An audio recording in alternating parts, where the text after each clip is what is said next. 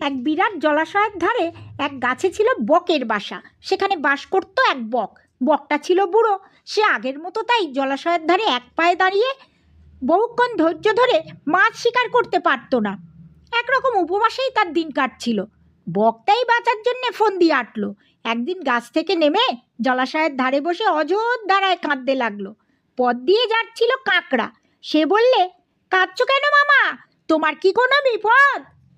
বক বললে, আমার বিপদ নয় ভাগনা, বিপদ তোমাদের। এই জলাশয়ের সব জলচর প্রাণীদের বিপদ। এক দৈবজ্ঞের কাছে শুনেছি কয়েক বছর অনাবৃষ্টি হবে। জলের অভাবে মারা পড়বে জলের জীব। কাকড়া আতঙ্কিত হয়ে বললে, এ তো দেখছি মহাবিপদ, আমরা তাহলে বাঁচব কি করে? বকের কাছে এমন খবর শুনে কাকড়া তখনই জলাশয়ের সব প্রাণীদের সেই খবর শুনিয়ে দিলে।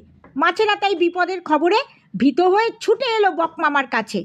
তারা কাঁদো কাঁদো হয়ে বললে, মামা, এখন আমাদের উপায়? বক বললে, এর একটা উপায় আছে।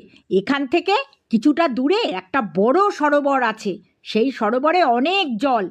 আমি প্রতিদিন তোমাদের দু একজনকে নিয়ে সেখানে পৌঁছে দিয়ে আসব। এভাবে সবাই একদিন সেই বড় জলাশয়ে পৌঁছে যাবে। বক প্রতিদিন সকালে আর বিকালে দু একটা করে মাছ তার পিঠে চাপিয়ে নিয়ে যেতে লাগলো। কিছু দূর গিয়ে এক পাহাড়ের চাঁইয়ের ওপর বসে মাছকে মেরে ঘায়েল করে তারপর উদরসাৎ করত। এভাবেই প্রতিদিন চলতে থাকলো ভোজ। এরপর এলো কাকড়ার পালা। কাকড়া বকের পিঠে চড়ে বসলো।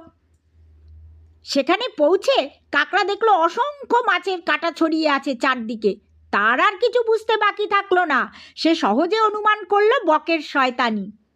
মুহূর্তের মধ্যে কাকড়া তার দুটো শক্ত দাঁড়া দিয়ে বকের গলা চেপে ধরল। সারাশির মতো সে বাঁধন ছাড়াতে পারল না বক। অল্পক্ষণের মধ্যে বকের মাথা কাটা পড়ল। ডানা ঝটপট করে বক তখনই মারা পড়ল। কাকড়া ফিরে গিয়ে এ খবর দিতে জলাশয়ের সব প্রাণী আনন্দে নাচতে লাগলো।